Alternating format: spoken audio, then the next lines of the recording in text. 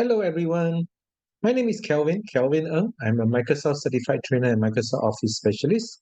Now, in this video 112, I'm going to share with you how can you do a very simple kind of a year-to-date trading budget and tracking that you can do to help you better manage your trading budget.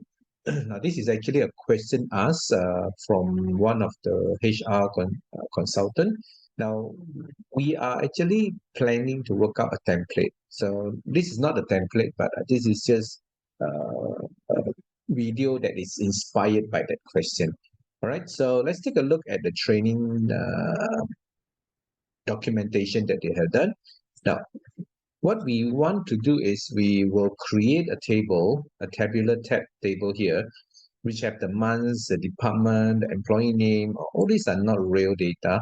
And this is the costing that came up, generated from the system, or could be something that you entered.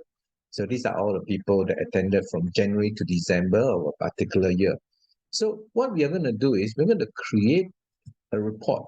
Now, of course, there are a lot of people say, why not just use pivot table? Now, here, the reason why we are doing this, because we want to have a year to date and we also want to monitor whether or not we still have that kind of balance in our budget and so on, right?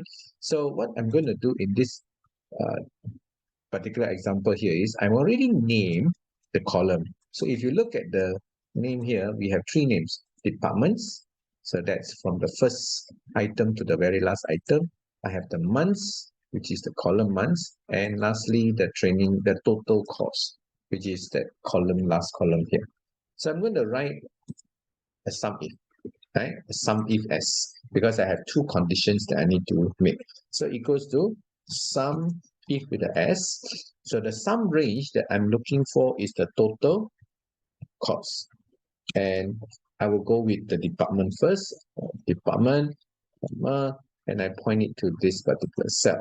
The department is in B6. However, I need to log only the B in this example, then followed by the month, and I will log the D4, which I'm going to log only the 4. All right, let me close the bracket. When I press enter, that's the amount.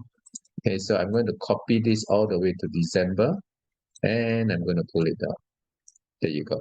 So this is the amount spent in the particular year by each of the department and each of the month. All right, so I need to know the total. So I'm going to highlight something from here all the way to column P and row number 15. P, I need to know the total. So I highlight this and I just click auto sum. You know, that's the total. All right. So that's how you can create the subtotal, sorry, the total budget that you have spent. So what we are going to see, how much budget do we have left? So you notice that in this orange color row, we have the monthly budget, and then the green color, we have the departmental budget. Both budget comes up to 2.24 million, total of 2.24 million. So now I need to know for each of the department, how much budget do they have left by the end of the year? So I'm going to take this 450 minus whatever they have been spent. Right, there you go. Just copy down. So this is what we have so far. These are all the expenses that has been paid, have been used for the budget. So now, if I go down here, this one, so I'm going to put that equals to whatever the budget that has been allocated, which is 150,000. Right, then yeah, I'm going to minus whatever that has been utilized. So that's 26,000 left. So I'll copy to the right. Now I have that. Okay, so there are certain months the training expenses spent has hit over the budget given, but some of the months they did not hit the budget, right? The budget allocated, so they still have some leftover of budget. All right, so I hope you like this video. In our next video, we're going to do a little bit of analysis based on this number.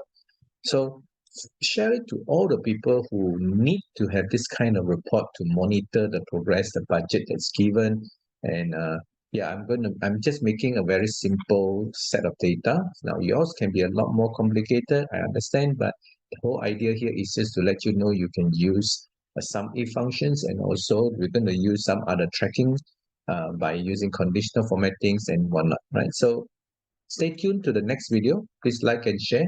If you have yet to subscribe to my YouTube channel, please do so. Thank you so much, and I will see you in the next video, video 113. Thank you so much.